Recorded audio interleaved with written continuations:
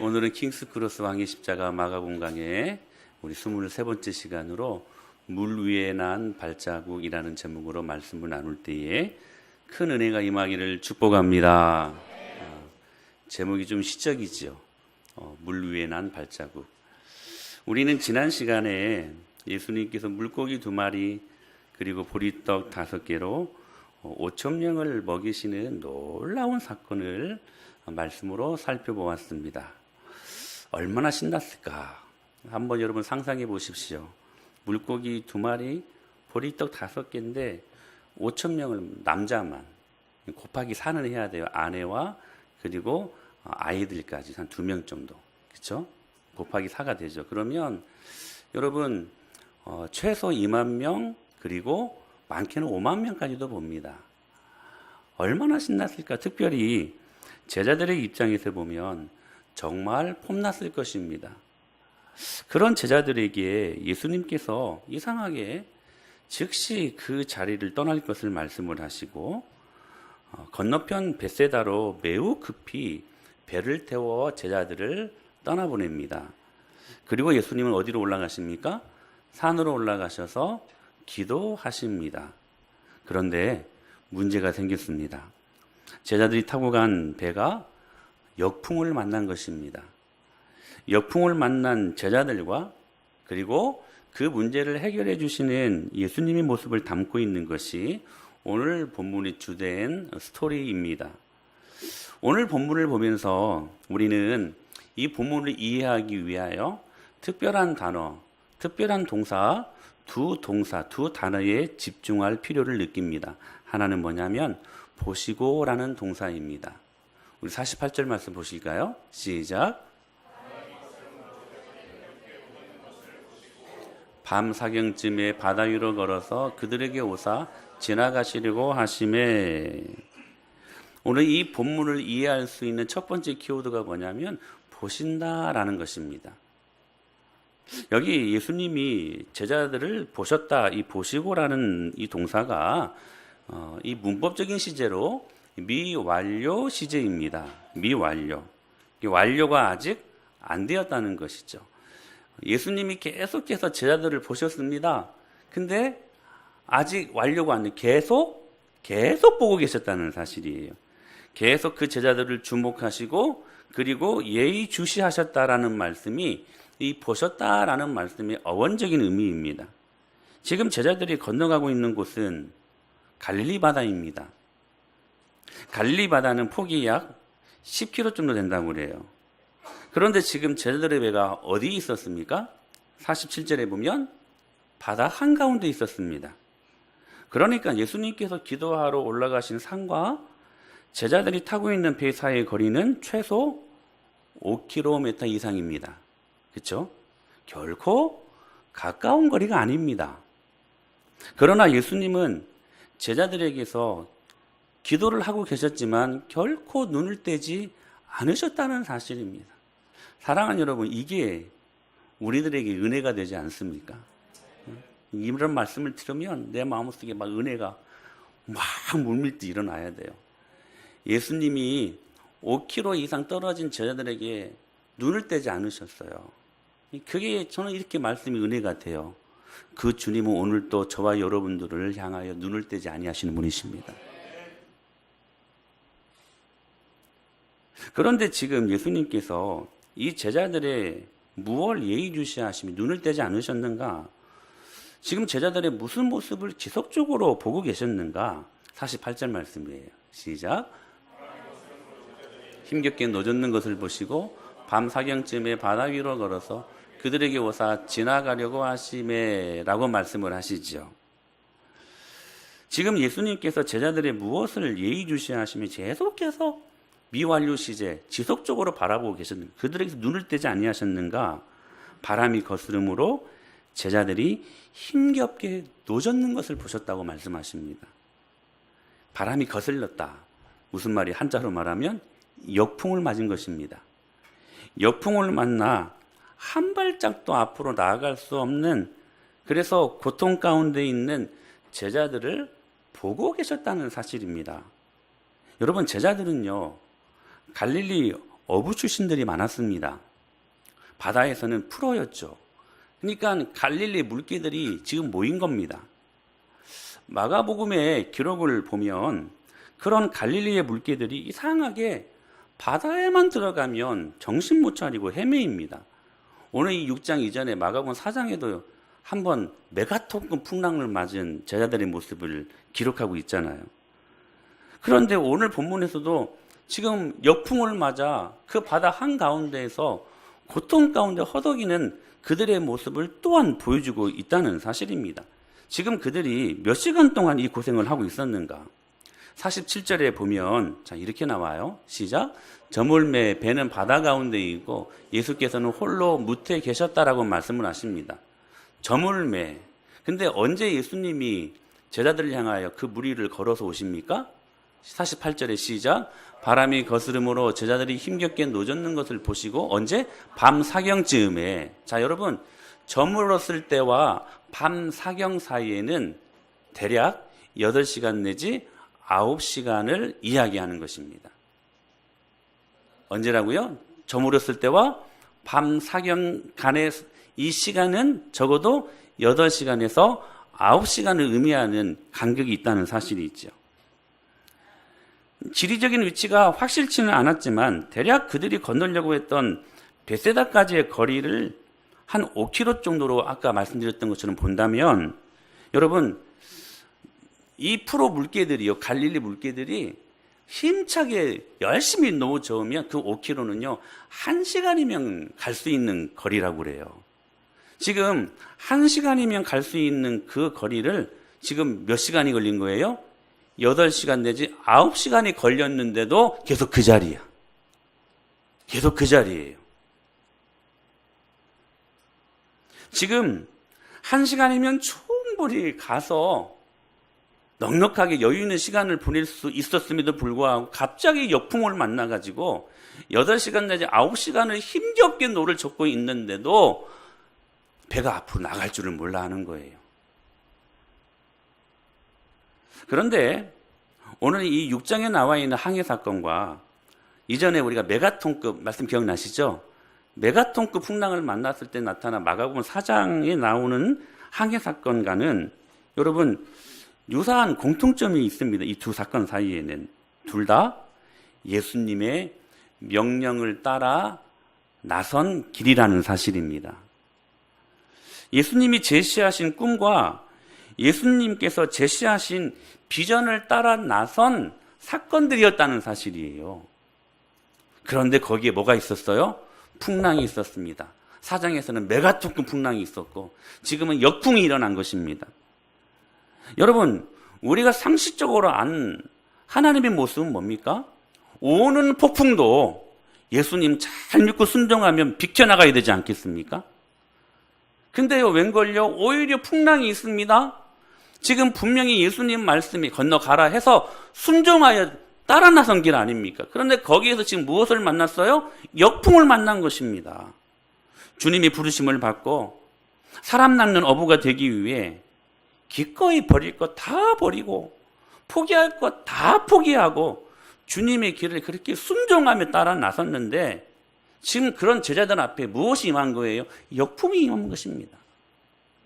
오히려 그렇게 따라 나섰다면 오병이어의 그 풍성한 축복 오히려 그 자리가 어울립니다.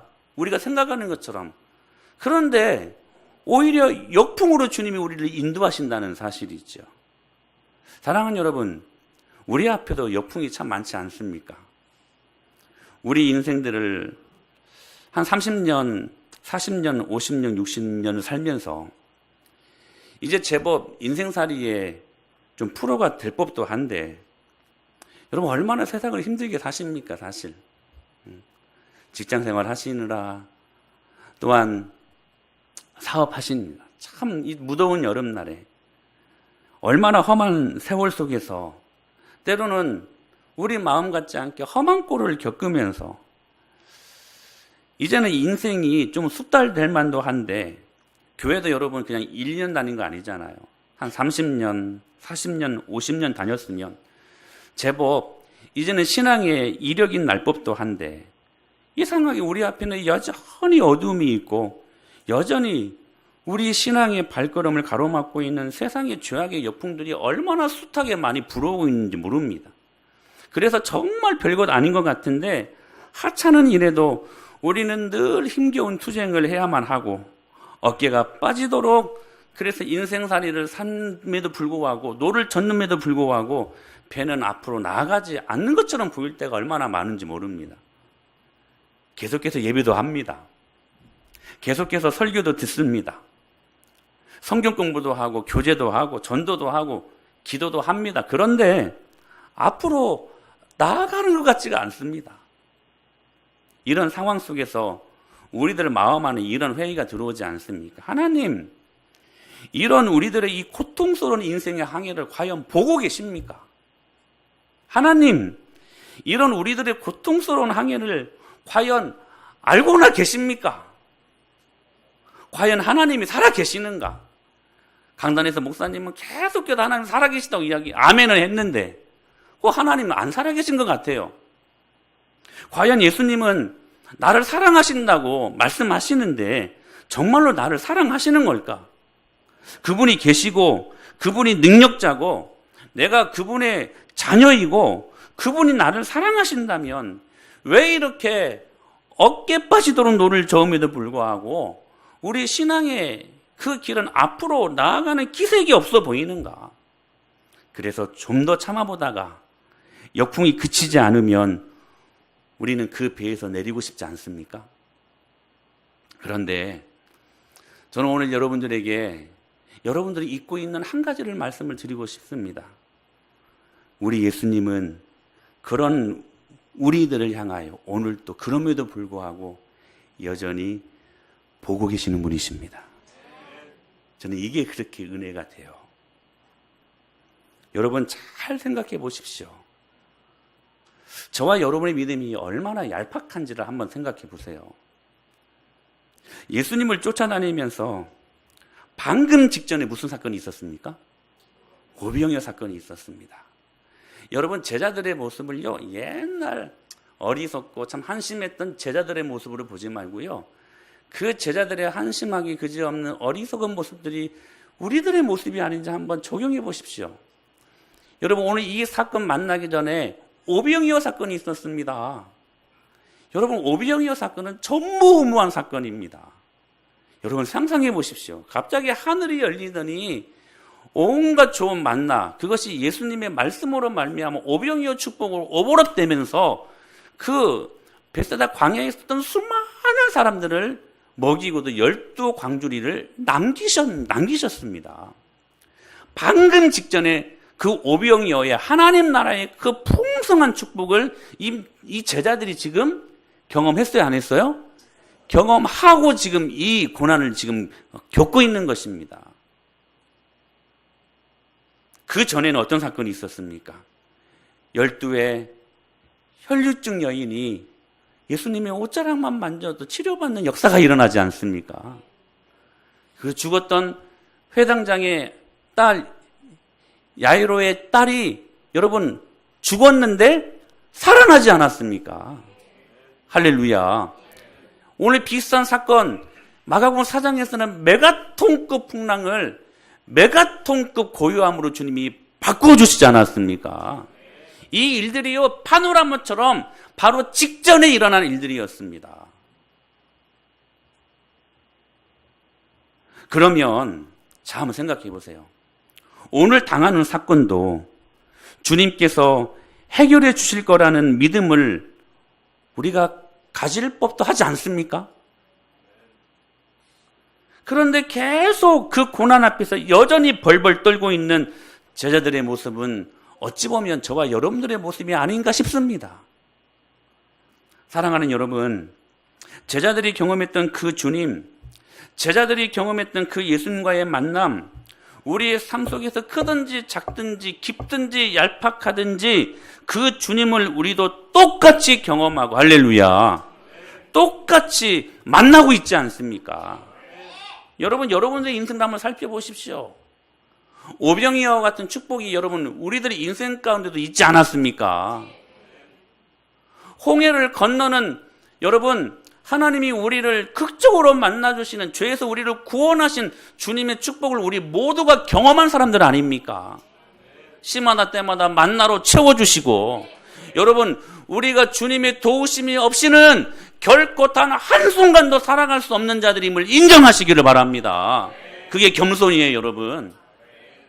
그 은혜 때문에 지금 산 것 아닙니까? 그렇게 주님께서 어제, 그제, 1년 전에도, 2년 전에도 지금까지 우리를 그렇게 인도하셨다면, 사랑하는 여러분, 오늘 만나는 고통과 오늘 만나는 여러분 문제도 주님이 해결해 주실 것을 믿습니다. 왜요?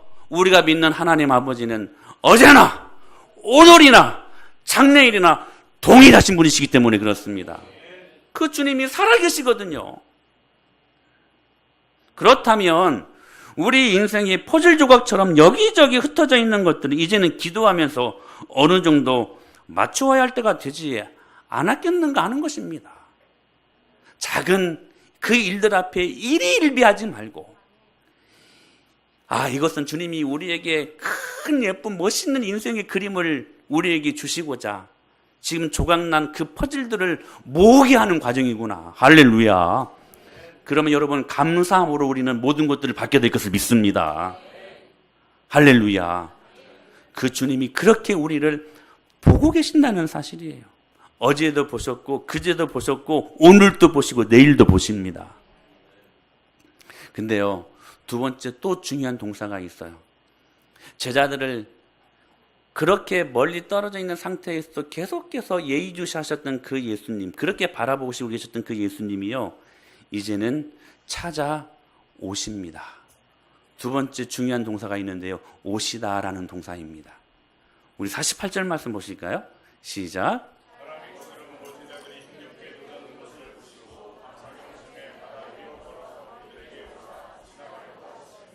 여러분, 저는 이 말씀이 그렇게 은혜가 돼요. 바다 위로 걸어서 그들에게 찾아오셨대요.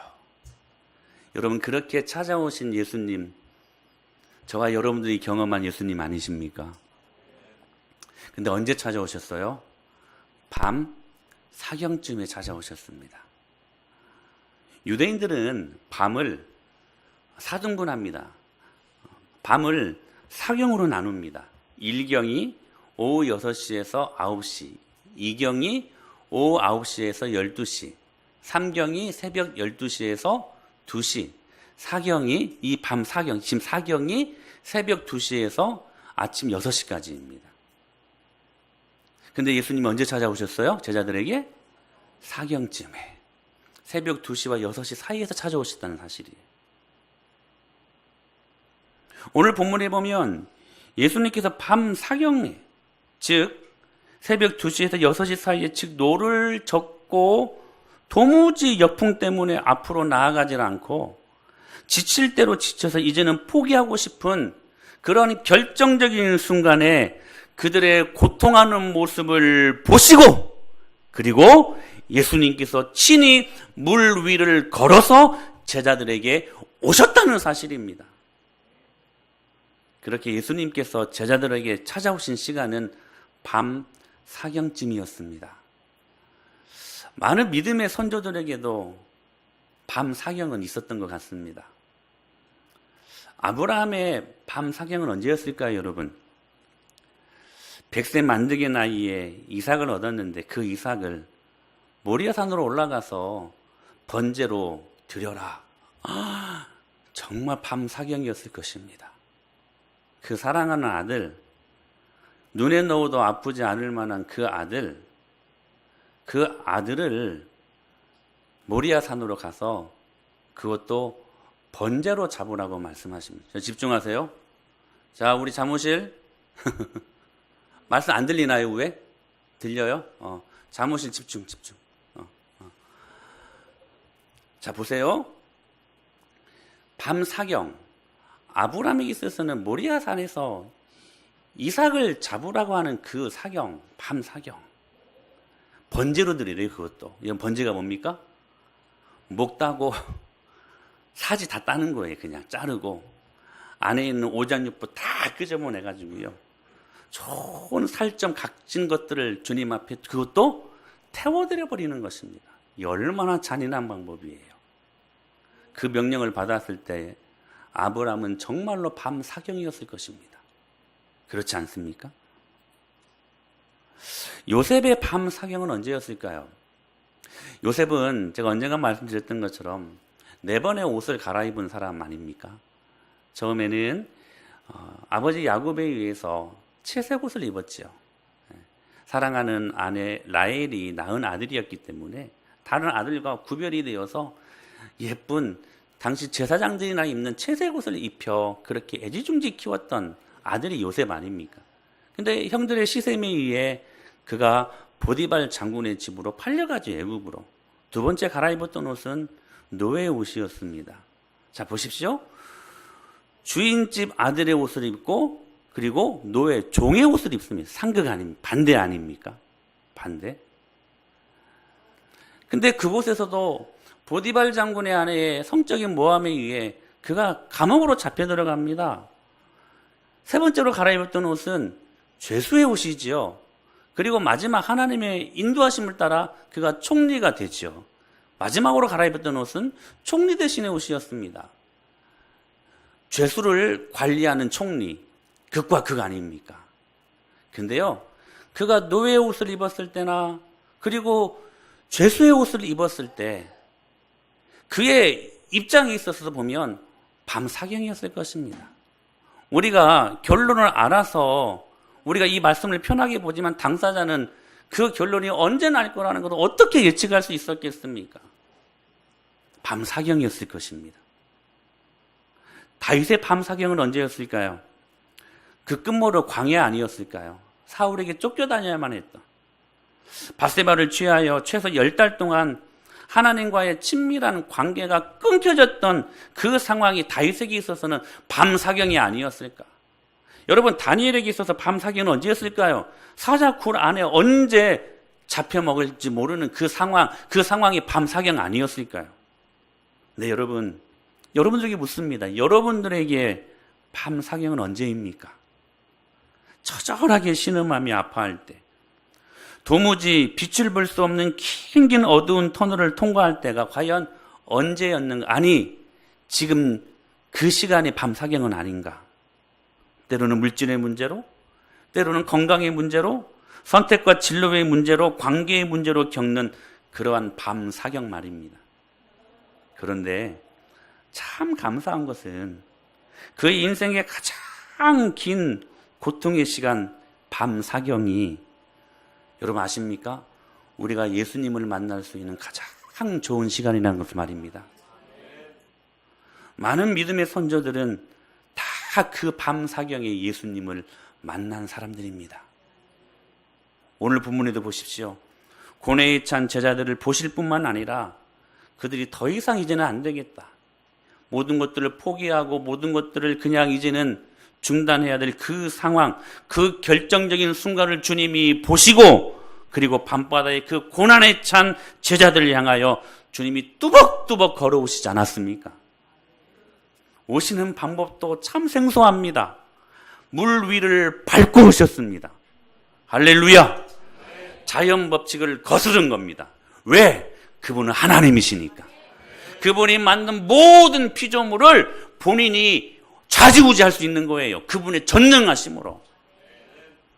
구약 성경을 보면 이 말씀이 단순히 그냥 번뜩 나온 말씀이 아닙니다. 배경을 갖고 있습니다. 욥기 9장 8절에 이렇게 말씀하셔요. 시작. 그가 홀로 하늘을 펴시며 바다 물결을 밟으시며. 구약 성도들은 알았어요. 메시아로 오실 그 예수님이 바다 물결을 밟으실 것이다. 시편에서 이렇게 말씀하십니다. 시작.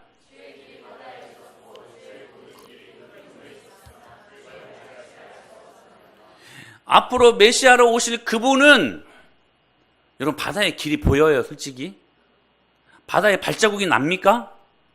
근데요, 그 바다에도 길을 만드시는 분이시라는 것을 구약 성도들은 알고 있었다는 사실입니다. 우리 인생이 혼돈 그 자체요. 헤매이는 인생 같은데 바다를 밟고 걸어가시는 그 하나님의 입장에서 볼 때는 그 혼돈의 바다 속에서도 당신의 길을 만드시는 하나님이시라는 겁니다. 그분이 하나님이십니다. 여러분, 예수님이 왜 여러분 물을 밟고 오실 수 있으셨는가? 왜냐? 이유는 단순합니다. 그분이 하나님이시니까 그렇습니다. 예수님은 하나님이십니다. 무슨 말씀이냐면 그분은 전능하신 하나님이시라는 분입니다. 당신이 만든 모든 피조물을 마음대로 할 수 있는 그 말씀을 50절에 이렇게 표현하십니다. 시작. 그들이 다 예수를 보고 놀람이라. 이에 예수께서 곧 그들에게 말씀하여 이르시되 안심하라 내니 두려워하지 말라 하시고 라고 말씀을 하시죠. 여기 얘들아, 네가 지금 나를 유령이라고 생각하는 것 같은데 아니다. 두려워하지 마라. 담대해라. 안심해라. 나다. 내니 나다 이 말이에요. 영어로 말하면 is I라는 말이에요. 나다. 나니까 두려워하지 마. 이 말씀이에요. 여러분, 나다 이 한마디가요, 예수님께서 자기 자신이 누군가를 우리들에게 확실하게 알려주신 복음과 같은 능력의 말씀입니다. 거슬러 올라가서 출애굽기에 보게 되면 모세가 바로에게 나갈 때 하나님께 묻습니다. 바로가 너 누가 그렇게 보냈냐라고 말하면 내가 당신을 뭐라고 소개하면 좋을까요? 그때 하나님께서 드디어 자기 이름을 드러내십니다. 나는 여호와라. 나는 스스로 있는 자다. 영어로 말하면 I am who I am. I am that I am. 같은 말이죠. I am. 나는 스스로 있는 자다. 나는 나다. 나다. 더 이상 설명이 필요 없다는 거예요. 이 한마디로 여러분, 하나님이 누구십니까? 물으시니까 하신 말씀이 나야 나 as I am. I am. 여러분 방금 어디서 들은 말씀 아닙니까? It's I 나다. 누가 하신 말씀이에요? 예수님이 하신 말씀이죠. I am. 여호와라는 이름이 지금 I am이에요. I am. 하나님 이름이 뭐냐고요? I am. 여러분, 말씀 한마디로 온 우주 만물을 창조하시고 오늘도 그 모든 창조 세계를 임의로 주관하시고 운행하시는 하나님 I am. 죽은 자를 오늘도 살리시는, 모든 것들을 치료하시고 모든 것들을 고치시는 I am 하나님. 그분이 뭐라고 말씀하시냐면 두려워하지 마라.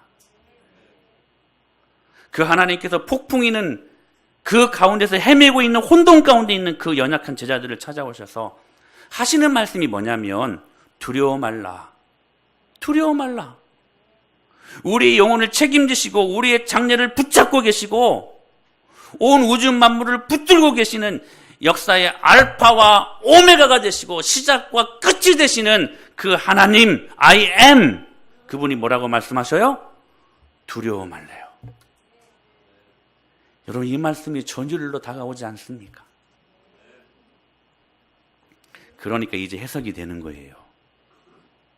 자, 보십시오. 5km 이상 떨어졌던 제자들의 일거수일투족을 살필 수 있었던 것도 그분이 전능하신 하나님이셨기 때문에 가능한 일이었다는 것입니다. 제가 이 말씀을 준비하면서 주석책을 펼쳐보니까 다양한 해석이 있어요. 한번 들어보실래요? 첫 번째, 주석에 보니까 어떻게 예수님께서 그 먼 거리에 있었던 제자들을 볼 수 있었을까? 이렇게 해석하는 학자들이 있더라고요. 첫 번째, 이미 배를 타고 떠나는 제자들을 예수님이 보았기 때문에, 그래서 조그만 점 같은 건 어떤 물체만 보아도 대충 제자들이 탄 배로 추측할 수 있었을 것이다.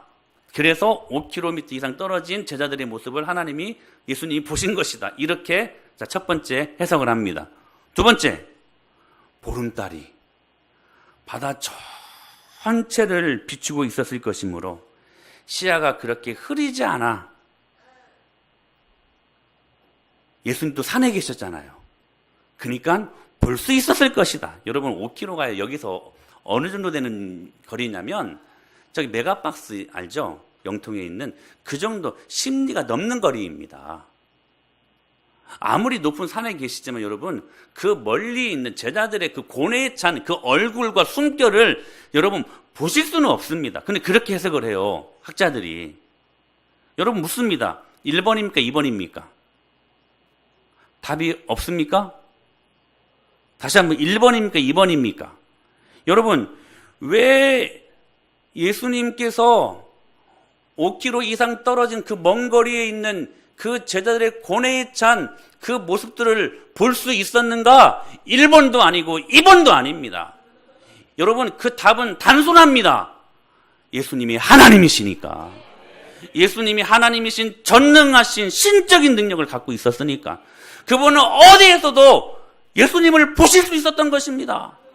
할렐루야. 사랑하는 여러분, 그 예수님은 오늘도 저 하늘 우편에서 저와 여러분들의 모든 일거수일투족을 바라보시는 분이심을 믿습니다. 그분이 전능하신 하나님이시. I am, it's I. 나는 하나님이다. 나는 하나님이다. 내게 능치 못할 일이 있겠냐? 사랑하는 여러분, 만일 하나님께서 이 주석학자들의 그 학자들의 해석처럼 실공간에 만약에 제약을 받으신다면 한번 묻습니다. 그게 하나님입니까?